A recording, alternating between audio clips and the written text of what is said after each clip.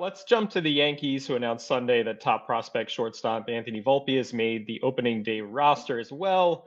Volpe actually grew up a Yankees fan, and he couldn't wipe the smile off his face. Just the absolute joy of making the team and realizing a dream, really. That was super cool to see. And Volpe, he came into camp as more of a long shot to win that starting shortstop role. Oswald Peraza, was the favorite with Kiner Falefa sliding into more of a utility role. But Volpe just flat out showed out during spring training. He earned it all the way. It's hitting 314, 417 on base percentage, 3 homers, 6 doubles, 1 triple, 5 steals. And while Jordan Walker's plate discipline at least gives some reason for pause, Volpe has 13 strikeouts against 8 walks. So also encouraging as far as that's concerned. Volpe has game-changing speed, so adds a different dynamic to that Yankees lineup, which I think they need. We'll see where he hits, permanently in the Yankees order. We know ninth probably likely for opening day, but obviously we love the lineup, the situation, the home stadium is a nice advantage. He has shot up draft boards in recent weeks, where it's become increasingly more likely that he'll make the team. Over the past week on NFC, he's at 171.44, right in the same area as Jonathan India, who I know you like, Ke'Bryan Hayes, Alec Boehm, Jeff McNeil, Javier Baez. What are you thinking about that?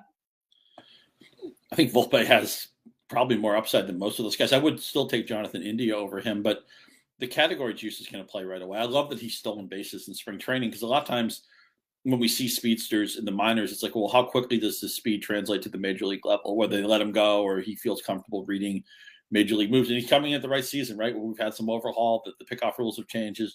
Obviously, the bases are a different size. So they're trying to incentivize the stolen base. They're trying to bring that back into the game. And a big thing here, whenever you're drafting somebody whose value is tied notably to his speed, the question is always, where's he hitting in the lineup, right? Because a lot of times speedsters hit bat first, they bat second, or they bat eighth, or they bat ninth. They don't bat in the middle of the lineup. Although Volpe is not a punchless guy, he should hit double-digit home runs as well. Yep. But I see no reason why he couldn't conceivably be their leadoff man eventually. Right now, I look on roster resource, DJ LeMahieu, who is no guarantee to play every day, and he's had injury issues. He hasn't had the greatest trajectory of his career lately. Is their projected leadoff man? I think the Yankees lineup is going to be fluid day to day, week to week. And if Volpe gets off to a good start, I think they're going to bat him ninth to kind of take the pressure off him.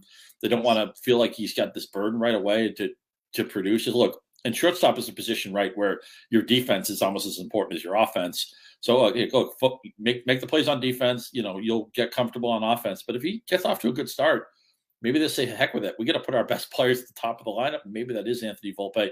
You want to talk FOMO? Here's where I'm the other side of the FOMO. I have no Volpe, and he kills me. I'm also a Red Sox fan, so it's frustrating to see the Yankees land a guy who might be a thorn in my side for the next 10 years. But I still have a couple of drafts left. I may just push my chips in on Volpe just to have a share, because I think he's here to stay. And again, the category juice is going to play right away. I think you have to project him for like 25 to 30 steals.